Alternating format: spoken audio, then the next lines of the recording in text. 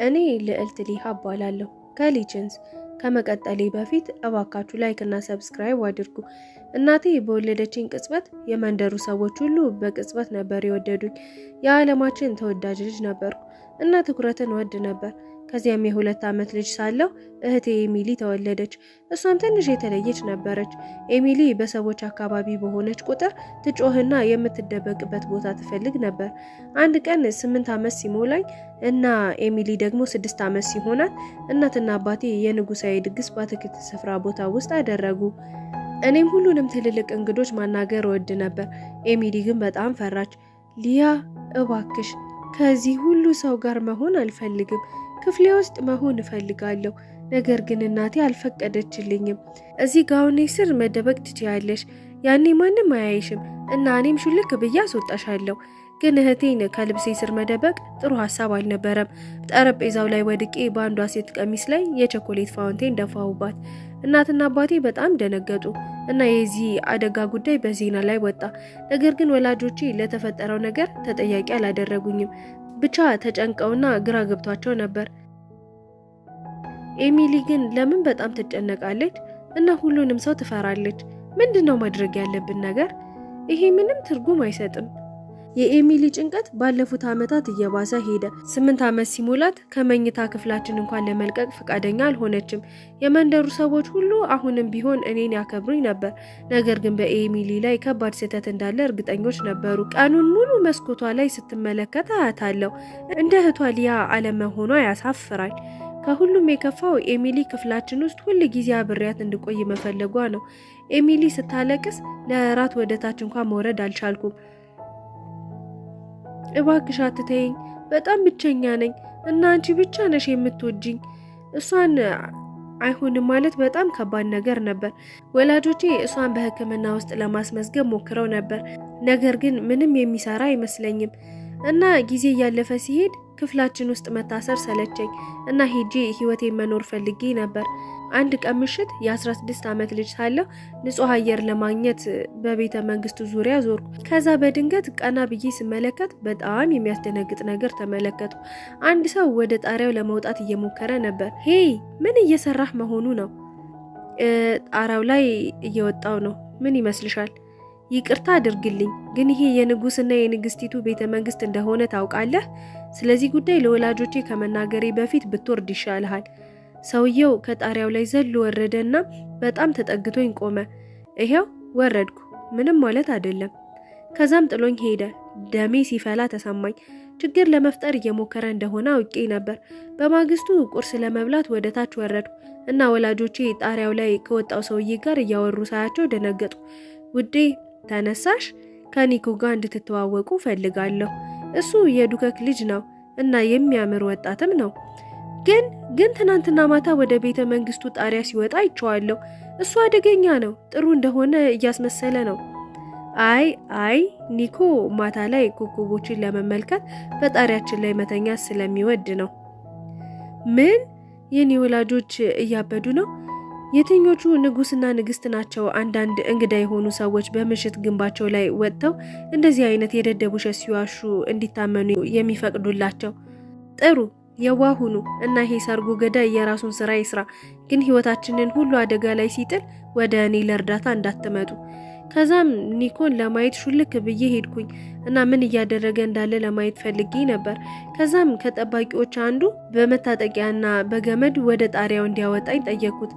ግን በዚህ ምሽት ወደ ቤተ መንግስት ጣሪያ ስወጣ ኒኮ አይኖቹ በአንባ ተሞልተው ተቀምጦ አየሁት። እኔን ሲያየኝ እንኳን የተገረመ አይመስልም ነበር። ኒኮ ደህና ነህ? አንተን ልፈትሽ ነበር የመጣሁት፣ ግን ፈጥነሽ ወይንም ዘግይተሽ እንደምታጣሪኝ ያውቅ ነበር እና ለአመታት ደህና ሆኜ አላውቅም። ምን ማለትህ ነው? እኔ በእውነት የዱከም ልጅ አይደለሁም፣ የማደጉ ልጅ ነኝ። የ10 ዓመት ልጅ ሳለው ወላጆቼ ጥለውኝ ሄደው ነው። ነገር ግን ተመልሰው አልመጡም። ያንን አላውቅም ነበር። ወላጆቼ ከወላጆች ጋር ጓደኛሞች ነበሩ እና በወጣትነቴ ወደዚህ ይዘውኝ መጡ። እኔና እናቴ አብረን እንደዚህ ተቀምጠን ኮከቦችን እንመለከት ነበር። እናም አንዴ ወደዚህ ቦታ ለመምጣት ቢጠፋኝ የት እንደምታገኘኝ ታውቃለህ አለችኝ። መቼም ወደዚህ እንደማትመለስ አውቃለሁ። ነገር ግን እዚህ ቦታ ላይ መዋል ወደ እሷ ይበልጥ እንድቀርብ አድርጎኛል። አባትሽ ጥሩ ሰው ነው። ዱከምን ያሳመነልኝ እሱ ነው እኔን እንዲያሳድገኝ። ወላጆቼ በጣም ባይናፍቁኝ እመኛለሁ። ለመናገር በጣም ፈርቼ ነበር። ሙሉ ለሙሉ ስለሱ ተሳስቼ ነበር። ለሰዓታት ስናወራ ሳናውቀው ፀሐይ ወጣች። መሄድ አለብኝ፣ ግን ይህ በጣም አስደሳች ነገር ነበር። ምናልባት ነገ ማታ እንደገና ይህንን ማድረግ እንችላለን። ደስ ይለኛል። አንቺ በጣም ጥሩ አዳማጭ ነሽ ሊያ። ከዚያም አንድ ቀን የሚያሳብድ ነገር ተፈጠረ። ትምህርት ቤት ቁጭ ብዬ ምሳ እየበላው ሳለ በድንገት ወዲያው ጥቂት ልጃገረዶች ፊታቸው ላይ ፈገግታ እያሳዩኝ ወደ እኔ መጡ። ከልጃገረዶቹ አንዷ እንግዳ የሆነችው እህትሽ ዛሬ ጠዋት አዲሷ ሞግዚቷ ላይ ወንበር ወረወረች። ያን ያህል እብድ እንደነበረች አላውቅም ነበር። ፈጣሪ ሆይ መጥፋት ፈልጌ ነበር። በቃ ለዘላለም ልቆልፍባቸው ተመኘው። እንዲህ ማለት አልነበረብሽም። ከዚያም የልጅቷን ጸጉር በኃይል ይዤ መጎተት ጀመርኩ እና መጮህ ጀመረች። በዚህ ጊዜ አንድ ሰው ልጅቷን ወደ ኋላ ገፋት። ከዛም ስመለከት ኒኮ መሆኑን አየው። እያወራሽ ያለሽው የወደፊቷን ንግስታችን እንደሆነ ታውቂያለሽ? ነይ ሊያ ወክ እናድርግ። ኒኮ ከልጃገረዶቹ አላቀቀኝ እና ያኔ በትምህርት ቤት ውስጥ ምን እየሰራ እንደሆነ ጠየቅኩት። ህይወቴን በሙሉ ቤት ውስጥ ነው የተማርኩት። ነገር ግን አባቴ ከሌሎች የንጉሳዊ ቤተሰብ አባላት ጋር መጠናናት የምጀምርበት ጊዜ እንደሆነ ወሰነ። ኒኮ ወደዚህ በመዘዋወሩ በጣም ደስተኛ ነበርኩ። ነገር ግን ቃላቶቹ ስለ ኤሚሊ እንዳስብ አደረጉኝ። እሷ ወደ መደበኛ ትምህርት ቤት እንኳን መሄድ አልቻለችም። በድንገት አይኖቼ እንባ አቀረሩ እና ስለ ኤሚሊ ሁሉንም ነገር ለኒኮ ነገርኩት።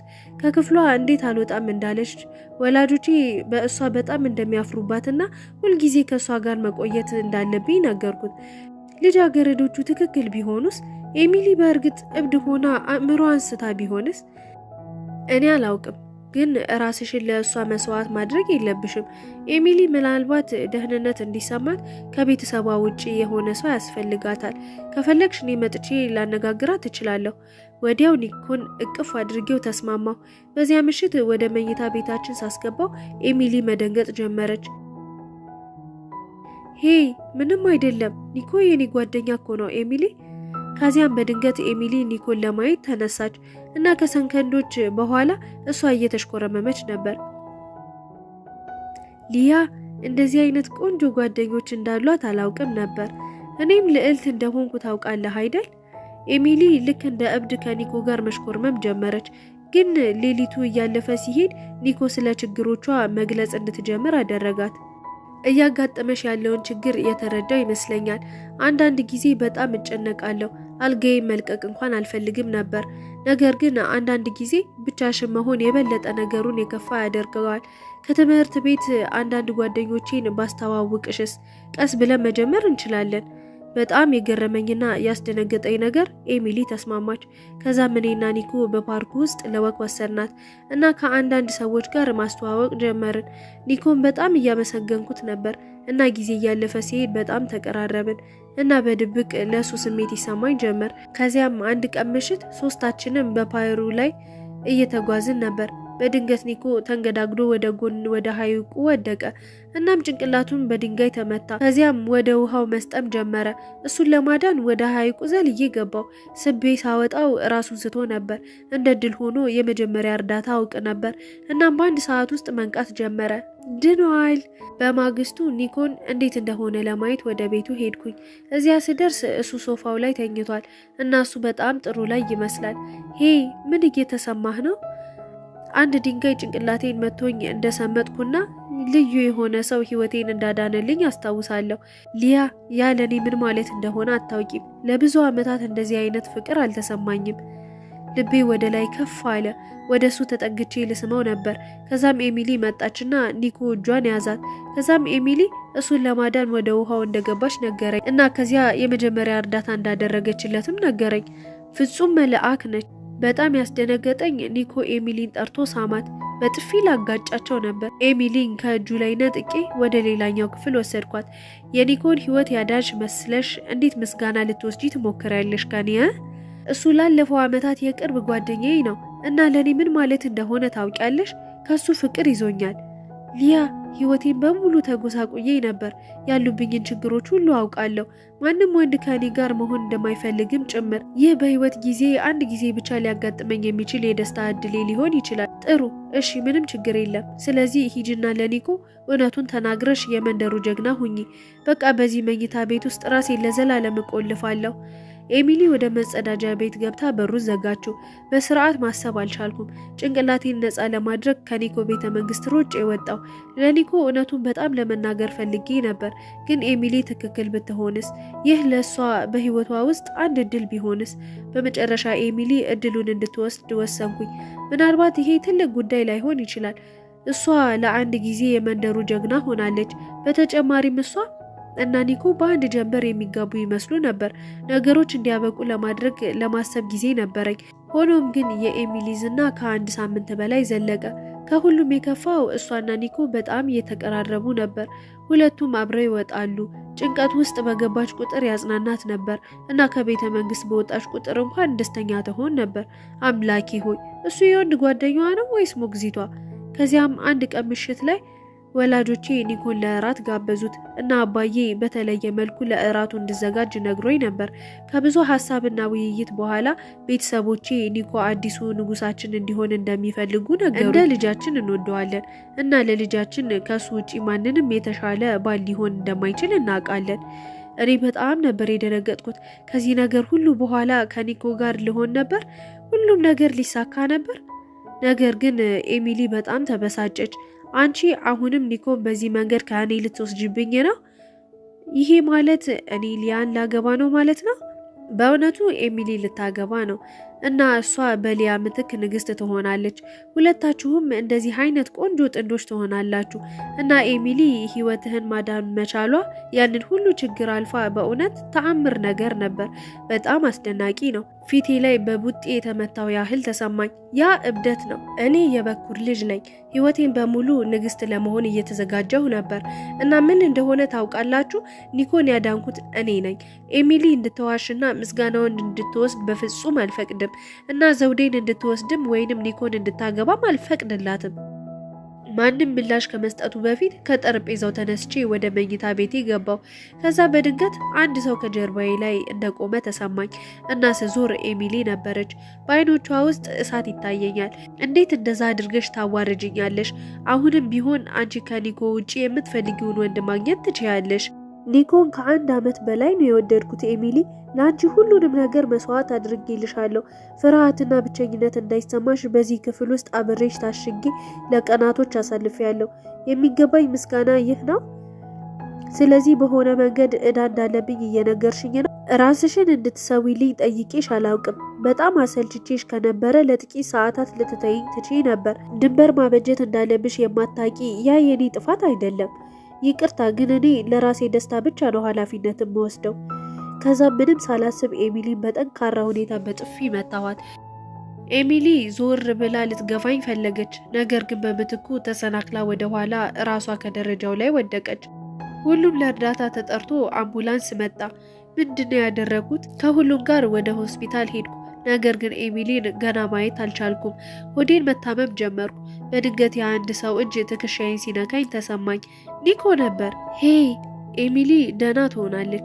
ለጥቂት ሳምንታት በኮማ ውስጥ ትሆናለች፣ ግን አትጨነቅ። በእኔ ላይ ከባድ የሆነ ችግር ያለ ይመስለኛል። እህቴን እንዴት እንደዚህ ልጎዳ ትችላለሁ? ምናልባት ያንቺ የሆነውን ነገር እንድትወስድ መፍቀድ ስለከበደሽ ይሆናል። እኔን ያዳንሽኝ አንቺ ነሽ እና እንዴት እድሉን እንድትወስድ እንደፈቀድሽ አገልጋዮቹ ከኤሚሊ ጋር እያደረግሽውን ንግግር ሰምተው ነግረውኛል። ሙሉ በሙሉ ዝም አልኩ። እንደዛ አላሰብኩትም ነበር፣ ግን ኒኮ አንድ ነጥብ ነበረው። እናም እኔ የሆነ ነገር ለመናዘዝ እፈልጋለሁ። እኔም ከአንቺ ጋር ፍቅር አለብኝ። ከአንቺ ጋር ለዘመናት መኖር ነው የምፈልገው። ኤሚሊን ህይወቴን ስላዳነችልኝ የምወዳት መስሎኝ ነበር። ነገር ግን እኔና አንቺ እንዳለን አይነት ግንኙነት የለንም ከሷ ጋር። ከአንቺ ጋር ነው መሆን የምፈልገው ሊያ፣ እንጂ ከእህትሽ ጋር አይደለም። በድንገት ኒኮ ሊስመኝ ተጠጋኝ። ኦ አምላኬ፣ በጣም ክፉ ነኝ። ልስመው ፈልጌ ነበር፣ ግን ኤሚሊስ ይህን ላደርግባት አልቻልኩም። ከዛም በዛ ሰከንድ ከኒኮ ሸሻው። ከኤሚሊ ጋር መነጋገር ነበረብኝ። ከዛም አበባ ይዤ ለሁሉም ነገር ይቅርታ ጠየኳት። እንደውም ይቅርታ መጠየቅ ያለብኝ እኔ ነኝ። ኒኮንም ዘውድሽንም ከአንቺ ለመውሰድ በመሞከሬ በጣም አብዝቸው ነበር። ኒኮ በእርግጥ እንዳችን እንደማያየኝ ያውቃለሁ። ምንም አይደለም ኤሚሊ፣ አሁን አልፏል። ሁሉም ነገር ደህና ይሆናል። ደህና ስለሆንሽ በጣም ደስ ብሎኛል። እንደ እውነቱ ከሆነ እኔም ደስ ብሎኛል። እህቴን አጥብቄ አቀፍኳት። በስተመጨረሻም ዛሬ ሊችንስ ንግስት ሆኜ ኒኮን አግብቻለሁ። ኤሚሊን ባለትዳርና የ3 ልጆች እናት ሆናለች።